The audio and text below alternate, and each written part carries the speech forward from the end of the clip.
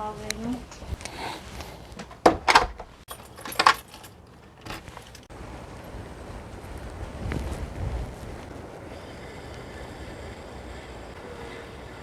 Also Leute, wir sind jetzt bei der Polizei, aber keine Sorge, wir haben nichts angestellt. Wir haben heute bloß unseren UDI-Termin. Wie der Antrag läuft und so weiter, werde ich euch nachher zeigen. UDI, ganz wichtig, eigentlich einer der wichtigsten Sachen überhaupt. Und ich habe jetzt meinen Arbeitsvertrag dabei, also unseren Arbeitsvertrag und unsere Reisepässe, ganz wichtig. Reisepässe, nicht Personalausweis, immer Reisepässe mitnehmen. Dann lassen wir mal reingehen. Ich werde da natürlich nichts aufnehmen können, das ist ja die Polizei. Ich kann ja nicht die ganze Zeit mit Kamera da rumrennen. Das werden wir sowieso sehen, weil da oben ist eine Kamera. Also gehen wir mal rein.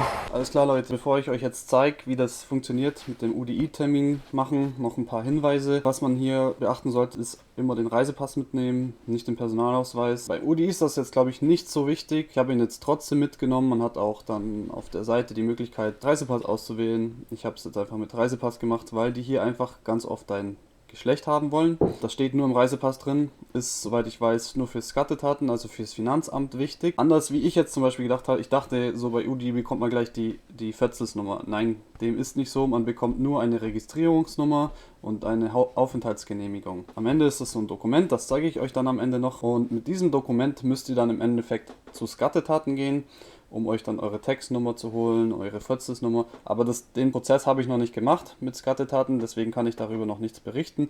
Ich weiß jetzt, wie der Ablauf bei UDI funktioniert und werde euch das auf jeden Fall sagen. Was ich euch auf jeden Fall mitgeben kann, viele Leute haben mir zum Beispiel gesagt, ja, wenn du einen UDI-Termin machen willst, mach ihn auf jeden Fall schon in Deutschland. Wenn man auf der Seite ist, steht immer dran, kommt dann die Frage, ja, wann sind sie nach Norwegen gezogen? Und dann kannst du ja nur das heutige Datum und nicht in der Zukunft auswählen. Entweder die Vergangenheit oder das heutige Datum. Bei Tromsø war das jetzt nicht so das Problem. Wenn ich bei Tromsø einen Termin machen wollte, ich habe immer wieder geschaut, so im Juni, und hätte dann gleich für die nächste Woche einen Termin bekommen. Das habe ich dann zweimal nachgeschaut, immer für die nächste Woche. Aber in dem Moment war ich ja noch in Deutschland und den Termin kann man selber nicht auswählen, den bekommt man vorgeschlagen. Bei Skattetaten kannst du den dir aussuchen. Dann sind wir hier angekommen, dachte ja okay, wenn wir hier ankommen, ich mache einen Termin für nächste Woche, passt schon. Ja, war leider nicht so, also am 24.07. habe ich den Termin gemacht und am 23.08. habe ich den Termin bekommen. Ja, war jetzt nicht super geil, aber ein Monat ist tatsächlich nicht viel. Ich weiß von einer Bekannten, die ist nach Fredrikstad gezogen, 4.07. den UDI-Termin in Norwegen gemacht und hat für November einen Termin bekommen. Was bedeutet das? Du bekommst keine Registrierungsnummer. Wenn du keine Registrierungsnummer hast, kannst du dich nicht bei Skattetaten melden. Das heißt, du zahlst in der Zeit 50% Steuer. Solange du keine Textnummer hast, und die Einkommensteuer in Norwegen ist generell relativ gering. Deswegen ist es auf jeden Fall wichtig, dass du dich sehr, sehr zeitig um diesen UDI-Termin kümmerst. Wenn du den UDI-Termin gemacht hast, dann kannst du gleich im Anschluss den Skattetatentermin machen. Den Fehler habe ich zum Beispiel gemacht. Ich habe den jetzt heute gemacht, weil jetzt heute bei UDI habe jetzt die Registrierung und den Aufenthaltserlaubnis, aber ich brauche ja die Tax-Nummer für meinen Arbeitgeber. Sonst zahle ich ja die 50%. Jetzt habe ich heute den Termin bei Skattetaten gemacht und habe den erst am 14.07. Mehr als 2-3 Wochen muss ich jetzt nochmal warten. Gehalt kommt am 15., also wird es wahrscheinlich zu spät sein und ich zahle für den Monat auf jeden Fall 50% Steuer. Ist jetzt nicht so schlimm, weil man bekommt es bei der Lohnabrechnung oder bei der Einkommenssteuererklärung bekommt man das dann wieder zurück. Aber wenn du jetzt gerade nicht so flüssig bist, wäre es vielleicht gar nicht schlecht, wenn du das Geld im Vorfeld schon für dich irgendwie mit weniger Steuern beziehen kannst. Ja, also dann schauen wir mal uns an, wie das funktioniert mit dem Termin machen. Hier ist jetzt die Seite, also das ist im Grunde erstmal gar nicht so schwer, wobei ich sagen muss, Skattetaten ist angenehmer. Want to apply. Hier dachte ich mir die ganze Zeit so, ja, es sind jetzt sehr, sehr viele Sachen, die man hier auswählen kann. Also Au-pair, Studium, Visitant Holiday. Ich weiß jetzt auch nicht, was hier alles ist, aber wenn du einen Arbeitsvertrag hast, musst du auf jeden Fall auf Work Immigration gehen. Ich dachte die ganze Zeit hier, ich muss mich hier irgendwie registrieren, aber nein, es ist Work Immigration. Dann fragt er dich hier, wo du herkommst. Genau, Germany. Employee who is an EU oder EEA National. Also du hast ja einen Job, also drückst du da drauf. Du bist ja nicht auf Jobsuche, sondern drückst jetzt hier drauf. Du hast einen Job in Norwegen. Hier sind jetzt noch ein paar Informationen für dich. Die kannst du dir dann in Ruhe auch durchlesen. By the way werde ich das dann auch den Link in die Videobeschreibung stecken. So, how to register. Und hier fragt er dich, wo in Norwegen du einen Termin machen möchtest. Dann kommst du hier, go to the application form. Das ist im Grunde alles. Und du kommst jetzt aber auf eine andere Seite und dann bist du auf dieser Seite hier. Jetzt hast du hier diesen beiden Punkte, das sind jetzt erstmal nur Informationen für dich, so bestimmte Rechte, die du hast und so weiter. Also das ist eigentlich, ja, also du kannst es dir durchlesen, darum geht es mir jetzt aber gerade in dem Video nicht. Das meiste hier ist wirklich selbsterklärend. Du gibst dir deinen Namen ein, deinen Geburtstag, dein Geschlecht, dein Land. Aber da kommen noch ein paar Sachen, über die können wir dann noch sprechen. Und hier fragt er dich, ob du noch mehr als eine Staatsbürgerschaft hast. Wenn du aufs Jetzt gehst, dann kommt hier ein Countries-Ding, wo du auswählen kannst. In meinem Fall, ich bin nur Deutsch. Und hier fragt er dich jetzt eben das Datum, wann du nach Norwegen gezogen bist. Ja, bei mir war es der 24.07. Sagen ja einige, mach das schon in Deutschland. Du kannst theoretisch einen Termin schon 1,5 Monate vorher machen. So, aber dann musst du ja ein falsches Datum eingeben. Ich habe tatsächlich aus Versehen ein falsches Datum eingegeben, weil ich habe ja immer wieder in Deutschland geschaut, wie das ist, wenn ich jetzt einen Termin ausmachen würde, wie lange das dauert, bis ich einen bekomme. Und da das ja nur eine Woche war, konnte ich den Termin ja nicht ausmachen und musste immer wieder abbrechen. Die Daten hat es aber aus Versehen gespeichert und ich hatte dann einen Juni-Termin drin, also als ich nach Norwegen gezogen bin. Und dann hat die mich gefragt, wann ich nach Norwegen gezogen bin. Und dann habe ich gesagt 24.07. Das Datum, was ich hinterlegt habe, ist leider falsch. Dann hat die gesagt, okay, passt, ich korrigiere das. Und fertig. Also ich denke, dass es funktioniert.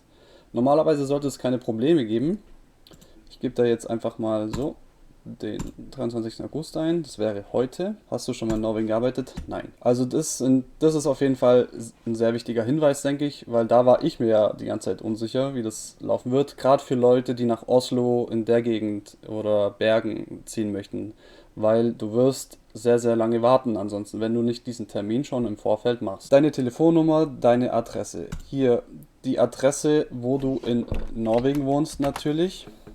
Bei mir ist es 9020. Genau, und jetzt hier der Grund, warum du nach Norwegen gehst. So, du hast einen Job in Norwegen. Ich habe genug Money. Ich weiß nicht, was genug Money bedeutet. Ich glaube, so um die 20.000 Euro musst du dann haben. Du kannst studieren dort, bist auf Jobsuche. Ob du dann aber eine Registrierung bekommst, weiß ich nicht. In meinem Fall war es eben, ich habe einen Job. Liegt dann nach der Company. Und hier gibt es eine Organisationsnummer. Die kann dir dein Arbeitgeber auf jeden Fall geben. Steht meistens oder oft sogar schon im Arbeitsvertrag drin. Also sollte auch gar kein Problem sein. Und hier fragt er eben nach Ordinary Passport oder National ID Card. Also Ordinary Passport müsste ja in dem Fall der Reisepass sein. Und National ID Card ist die kleine Karte. Ich habe Ordinary Passport genommen, weil da halt das Geschlecht drin ist. Ich weiß nicht, ob es andere Länder gibt, wo das Geschlecht auch in der ID-Card steht. Keine Ahnung. Ich habe auf jeden Fall mal das gewählt und es hat funktioniert. Also ich glaube aber, dass es wie gesagt bei Skattetaten dann erst tatsächlich wirklich wichtig wird. Kannst du hier, ich weiß nicht, was SUA Office ist. Ihr könnt es gerne in die Beschreibung reinschreiben, wenn ihr möchtet. Ich habe jetzt hier bloß Tromsø Police Station eingetippt und habe dann einen Termin bekommen. Das hat auch super funktioniert. Hier, jetzt ist der 23.08. steht 29.08. würde ich theoretisch wieder den nächsten Termin kriegen. Also in Tromsø ist es wirklich relativ zeitnah. Innerhalb einer Woche ist so die Regel. Ich hatte jetzt ein bisschen Pech, dass es bei mir dann doch 3 Wochen oder 4 Wochen wurde. Ja, eigentlich fast einen Monat. So ist auf jeden Fall aber in Tromsø die Regel. Oslo dauert länger, deswegen rechtzeitig drum kümmern und dann auf jeden Fall auch im Nachhinein gleich einen Termin für Skattetaten machen. Weil sonst zahlt ihr euch 5-6 Monate dumm und dämlich mit der 50% Regel. Und wie das jetzt eben ausgegangen ist, kommt jetzt in dem Video. Weiterhin also dranbleiben. Ja Leute, also wir waren jetzt bei der Polizei, also beim UDI. Ich habe fälschlicherweise gedacht, man bekommt hier seine Fetzes-Nummer oder kann seine Fetzes-Nummer beantragen, aber tatsächlich bekommt man nur eine Registration Number und mit dieser Nummer kannst du dann praktisch alles andere machen, angeblich, also wenn ich das jetzt richtig verstanden habe. Das heißt, wir müssen im Nachgang nochmal, also wir haben jetzt nochmal einen Termin bei Skattetaten gemacht, um dort unsere Tax Number zu bekommen. Ja, also das Finanzamt hier, ja, ich weiß, es ist sehr windig. Ich habe mein Mikrofon ein bisschen versteckt, ich hoffe, dass es jetzt nicht anfängt zu rauschen. Wir haben jetzt eine Aufenthaltserlaubnis. Wenn wir länger als 6 Monate keine Arbeit haben oder länger als 6 Monate das Land verlassen, dann müssen wir uns neu registrieren. Aber bis dahin, solange wir Arbeit haben, können wir auf jeden Fall mal im Land bleiben. Das ist schon mal gut. So, und jetzt noch mal ganz kurz. Das ist jetzt die Registrierungsnummer bzw. halt das Dokument, das beweist, dass du dich hier registriert hast und eine Aufenthaltserlaubnis hast. Ist nichts Besonderes, ist aber ein wichtiger Wisch, deswegen schön drauf aufpassen. Ich habe ihn gleich eingescannt, um ihn euch zu zeigen. Genau, aber nur zum kurz drüber gucken, hier das Dokument. Ja, wenn euch das Video gefallen hat, dann lasst doch bitte ein Abo da und dann sehen wir uns nächste Woche. Und ich werde auf jeden Fall ein Video dann noch mal zum Skatetaten machen. Bis dann.